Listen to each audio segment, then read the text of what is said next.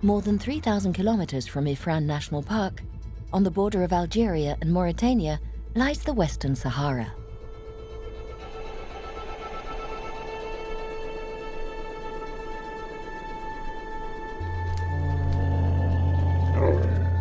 It's here that the naturalist and photographer Michel Emmerich fights the good fight.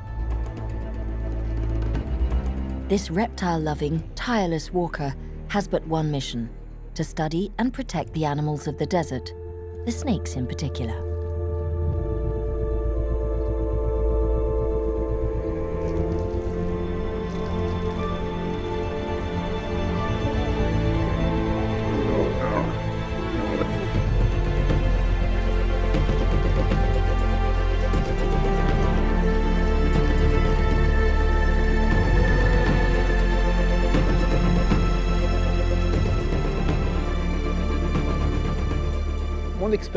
My experience in Morocco is that the vast majority of people think that all snakes in Morocco are dangerous, that they're all poisonous.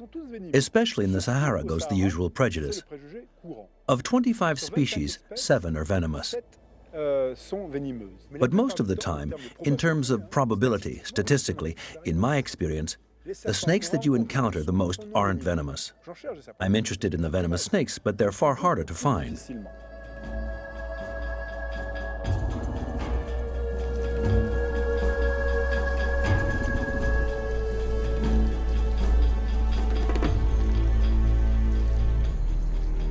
With its imposing size, sometimes more than 2 meters long, and a body weight of 3 kilos, the Montpellier snake is pretty impressive. But this snake, which is off hunting, is totally harmless to man. No doubt for this reason, it is the reptile of choice for the snake charmers in Jemaa El Fna Square. Sensing danger, the snake rears up. The illusion of the venomous cobra is perfect. Thrill-seeking tourists can wrap the snake around their neck without fear. This pointless act of courage each year costs the lives of hundreds of Montpellier snakes, captured and sold. Today, the species is under real threat.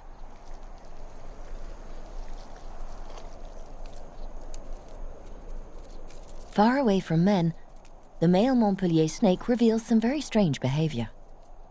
Rarely filmed in the wild, the snake rubs its nose all the way along its body. Using its nostrils, the snake deposits a greasy substance. This substance will enable it to lay a trace of its presence on the ground as it slithers along, a warning to any of its fellow creatures to avoid any clashes.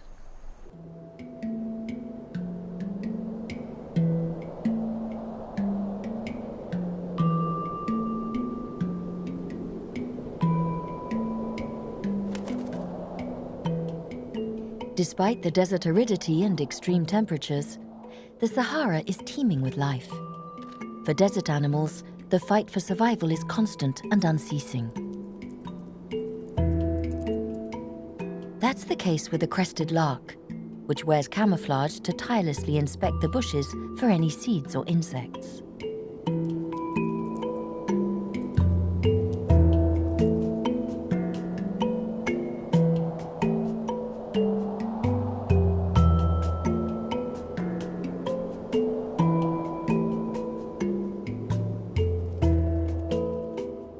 The Acanthodactylus fully intends to find prey too.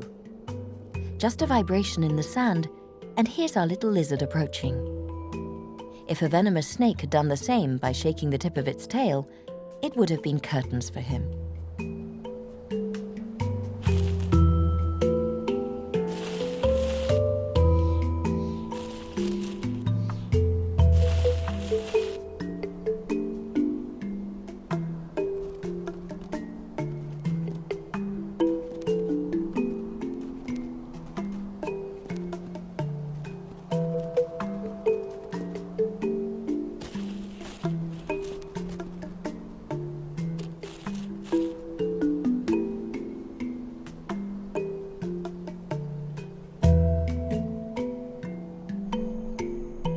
Another animal, another hunting technique.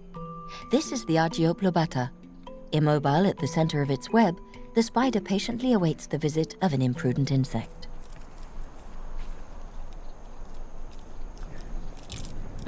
Gently, gently. Look, there's a snake swallowing... Swallowing what? It's a sand snake. It grabbed it by the head.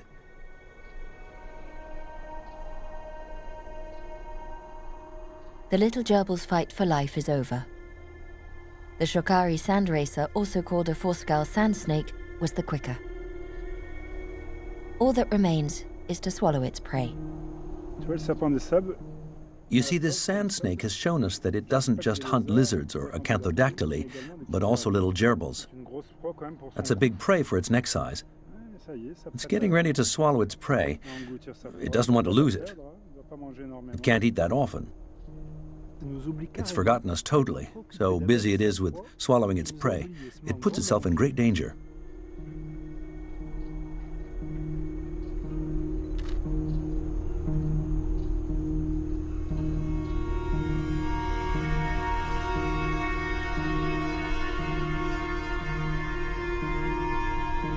I think this snake is already capable of reproduction, but hasn't reached its maximum size yet. They get bigger than this. It's an opistoglyphus, rear-fanged snake that is harmless to man. So in case of bites, the fangs slide under the skin without penetrating. And in any case, it would never happen, because this snake shoots off at top speed. You really have to jump on it to catch it. And none of those I've captured tried to bite me. We're very lucky to observe it in the wild like this.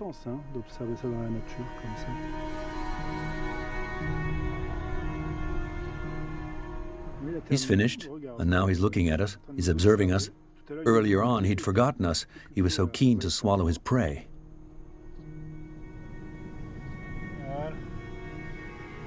There he is with his prey in his belly. Some experts claim that the sand snake bites as soon as it's touched by man's hand.